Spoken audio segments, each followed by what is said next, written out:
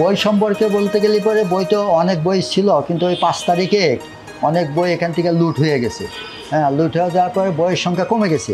1853 সালের অনেক বই ছিল, সেগুলো বইগুলো নিয়ে চলে গেছে। কিন্তু এখানে যে অন্যান্য সাহিত্য, তারপরে কবিতা, তারপরে আপনি প্রবন্ধ, তারপরে আপনি ইতিহাস ভিত্তিক বই, মুক্তিযুদ্ধ বিষয়ক বই, হ্যাঁ, তারপরে আরও অনেক বই আছে।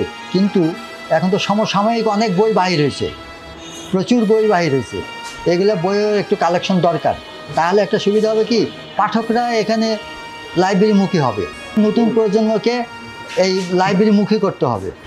নজরুল, রবীন্দ্রনাথ, আরও অন্যান্য যারা আছে, তারপরে বঙ্কিম, শরৎচন্দ্র, এই সমস্ত অনেক বই ছিল, এগুলো বই নিয়ে তারা চলে গেছে। এখন কিন্তু এগুলো বই পাবেন না, আপনি খুঁজে দেখেন বঙ্কিমের বই নাই, নজরুলের বই নাই, তারপরে রবীন্দ্রনাথের বই কমে গেছে, তারপরে আপনার বঙ্কিমের বই কমে গেছে, এগুলো বই কিন্তু নাই।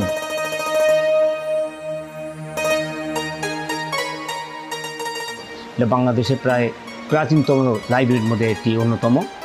এটি গাইবান্ধা আপামর রাজনীতি, সাংস্কৃতিক ব্যক্তিরা এটার সাথে সম্পৃক্ত, এবং এরা সবসময় যতগুলো সংগঠন রয়েছে, সামাজিক, সাংস্কৃতিক এবং এই ধরনের সংগঠন রয়েছে, ততগুলো সংগঠনের যতগুলো সদস্য, তার চেয়ে বেশি সদস্য এখানকার সদস্য অন্তর্ভুক্ত হয়েছে এবং আছেন। আজকে আধুনিকতা করা দরকার, না হলে এটি মুখ থুবড়ে পড়ে যাবে। আমরা অনেক সময় বই সংরক্ষণ করতে পারি না, যেহেতু 4 লেন রাস্তা হওয়ার কারণে অটোমেটিকলি আমাদের পাবলিক লাইব্রেরি 2 ফিট ডাউন হয়েছে। এই কারণে এটা আধুনিক বিল্ডিং হওয়া উচিত বলে আমি মনে করি। 1907 সালে এই Gaibandha public library and club প্রতিষ্ঠিত হয়। আর 7ই ফেব্রুয়ারিতে প্রথমে এখন যে গাইবান্ধা নাট্য সাংস্কৃতিক সংস্থা আছে, যেটিও শতবর্ষী একটি সংগঠন, এই প্রতিষ্ঠানের 4 বছর পরে সেটি প্রতিষ্ঠিত হয় 1911-তে। তার পাশে একটা জায়গাতে এই লাইব্রেরিটা ছিল, প্রথম গড়ে ওঠে। এবং এই লাইব্রেরি গড়ার পিছনে রাজনীতিবিদদের একটা বড় ভূমিকা ছিল। তখন যে মহিউদ্দিন খাঁ ছিলেন, হামিদুদ্দিন খান ছিলেন, এরা যেমন ছিলেন, আবার কিছু আইনজীবী, কিছু সমাজসেবী আর সাংস্কৃতিক ব্যক্তিরা মিলেই কিন্তু এই রকম প্রতিষ্ঠান গড়ে তোলেন। এবং পাশাপাশি গাইবান্ধা নাট্য সাংস্কৃতিক সংস্থা, তখন বলা হতো গাইবান্ধা ড্রামেটিক ক্লাব, আর গাইবান্ধা পাবলিক লাইব্রেরি পাশাপাশি অনেক বছর চলে। 1936 সালে গাইবান্ধা পাবলিক লাইব্রেরি এই বর্তমান জায়গায় চলে আসে। এটা যে 36 সালে এখানে চলে আসলো, এই জমি এবং এখন যে আপনারা পার্ক দেখছেন, এটি গোবিন্দলাল রায় নামে একজন মানুষ ছিলেন, যিনি তাজহাটের জমিদার ছিলেন সেই সময়। তার কিন্তু এই অবদান এইটা, এবং তিনি এই পার্কের গোটা জায়গাটা দেন। তার একটা অংশকে তিনি তখনই বলে দেন যে এটা Gaibandha public library and club নামে পরিচিত হবে। পরবর্তীকালে তারই সহায়তায় এখানে এই ভবনটি নির্মিত হয়। প্রথমে তিনি জায়গা দেন, পরে ভবন দেন, পরে ভবন সজ্জার জন্য যা সেটিও তিনি আসলে দিয়ে যান। এবং এই মানুষটিকে হয়তো আমরা এখন আর স্মরণ করি না, কিন্তু খুবই গুরুত্বপূর্ণ একটা ভূমিকা এই মানুষটির। এই পার্কে যখন আসি তখন আমাদের নিশ্চয়ই মনে করতে হবে সেই মানুষটির কথা, গোবিন্দলাল রায়।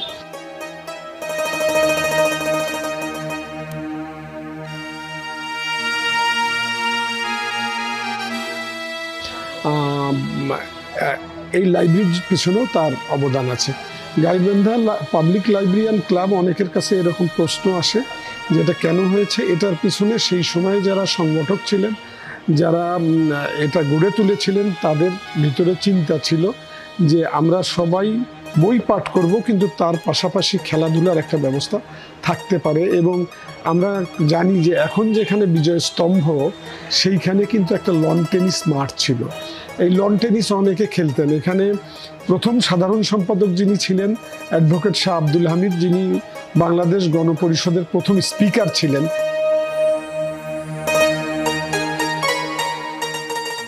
এই লাইব্রেরির ঐতিহ্যের মধ্যে বলা যায় যে এই লাইব্রেরিতে শত শত বই ছিল, যেগুলো 71 সালে অনেকটা ক্ষতির সম্মুখীন হয়েছে লাইব্রেরি, এবং পরবর্তীকালে আবার গড়ে ওঠে, আস্তে আস্তে গড়ে ওঠে। এখন এই লাইব্রেরিতে বিভিন্ন ধরনের 10,000-এরও বেশি বই আছে। এক সময় এখানে নিত্যবাবু নামে একজন গ্রন্থাগারিক ছিলেন। তিনি তার সময় এই লাইব্রেরিটাকে অনেক সংগঠিত করতে পেরেছিলেন এবং তিনি এই লাইব্রেরিকে প্রাণ দিয়ে রক্ষা করেছিলেন। তিনি কিন্তু এই লাইব্রেরিতেই বাস করতেন এবং লাইব্রেরির কোনো বই কে কোনোভাবে নষ্ট হোক এটা তিনি হতে দেননি। সেই জন্য তাকেও আমি এই মুহূর্তে স্মরণ করতে চাই যে ওই মানুষটি এই লাইব্রেরিটাকে গড়ে রেখে গেছেন, তারপরে অনেকভাবে ক্ষতিগ্রস্ত হয়েছে। এখন লাইব্রেরিকে আবার সংগঠিতভাবে একটা জায়গায় দাঁড় করানো হচ্ছে। এখানে বিভিন্ন ধরনের কর্নারের ব্যবস্থা আছে, শিশু কর্নার আছে, তারপরে ইতিহাসের একটা কর্নার আছে, এমদাদুল হক মিলনের বই নিয়ে একটা কর্নার আছে। আবার আমরা নতুন কমিটিতে উদ্যোগ নিয়ে গাইবান্ধা কর্নার নামে একটি ব্যবস্থা করেছি, যেটি আসলে গাইবান্ধার সকল লেখকদের একটা সংগ্রহশালা হিসেবে বিবেচিত হবে এবং একসময় গাইবান্ধা নিয়ে কেউ গবেষণা করতে চাইলে ওই গাইবান্ধা কর্নারে সকল ধরনের বই পেয়ে যাবে তারা।